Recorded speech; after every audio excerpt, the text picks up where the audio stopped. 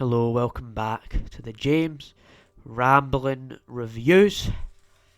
We are back with the final addition to the Hobbit movie trilogy that is called The Battle of the Five Armies. And I am actually surprised when I say this. This is the best movie in the entire trilogy. You know how I said, like, the first movie was like, yeah, it was playing with the whole childish idea and it was trying to be like the book and try to replicate all that stuff, and then it kind of like slogged on a bit. Remember that, right? And then the cheese smog at the end, which was silly. Then you had the second movie where you had Smaug. Basically, the whole thing was to get Smaug, but it took the whole movie to get to Smaug. And then when you get to Smaug, barely there, they just reference him and, oh yeah, remember that, right? Now, I'm not going to say that Smaug has the most screen time in this movie I'm about to review, but to get into.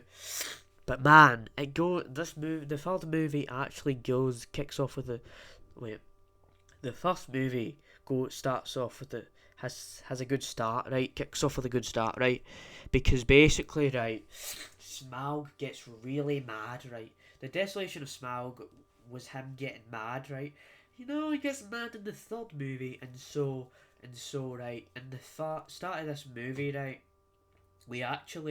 Smaug is actually there for 15 minutes, right?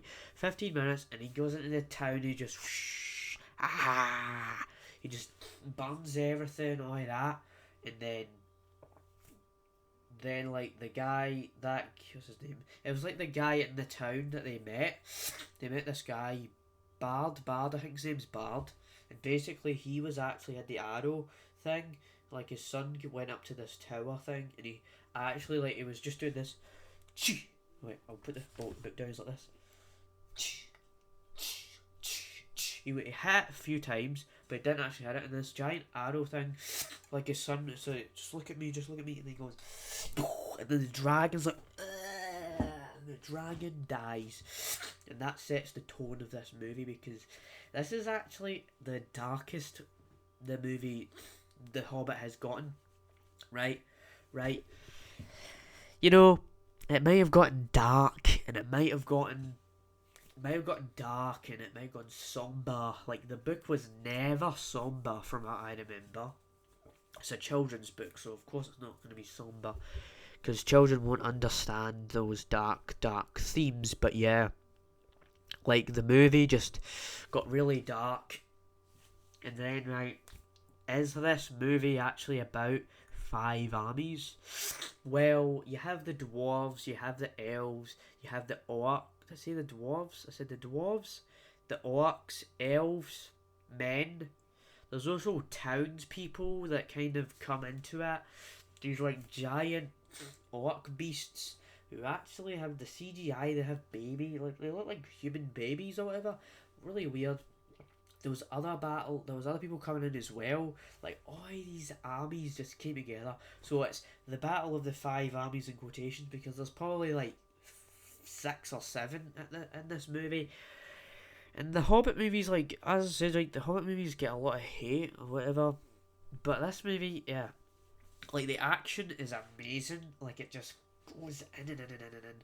There's still the love triangle with Kelly and Tauriel, that Evangeline Lily's character, all that stuff. But I actually kind of knew what was going to happen to Kelly later on. But you had all that, and then Thorin Oakenshield, his ego just skyrocketed as well. Like, he went from this guy who's like, you know what, man, let's just do this thing, and I'm just a badass, and and I said he was like the Aragorn of the Hobbit trilogy. Well, he kind of is now.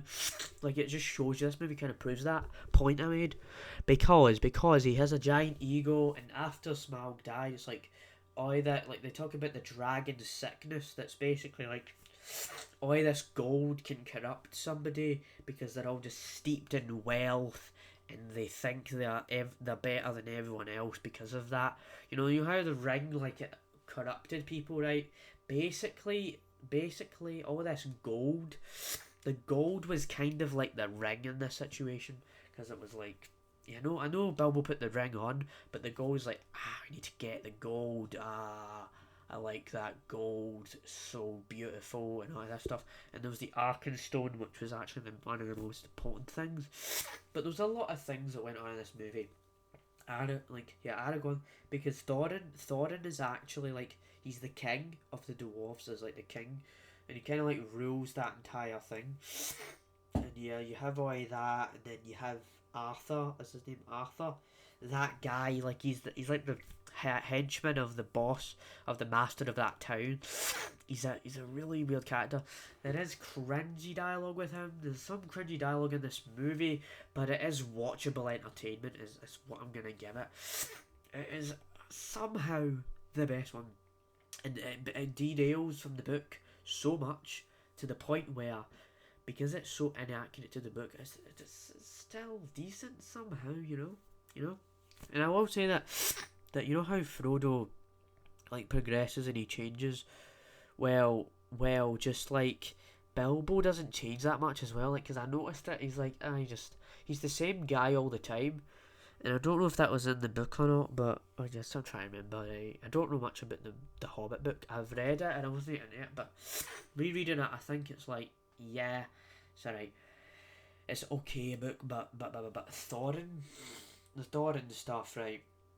We get to that, and then, like, cause Thorin actually, he's the king, and then you have all the other, and they all just fight each other. And basically, the climax of the movie is when they defeat the giant orc guy, who's like he's the giant orc villain, and he loses his arm, like, kind of thing. He's that guy. Oh man, I can't remember the name. There's a lot of names and stuff like that. So you have that, and you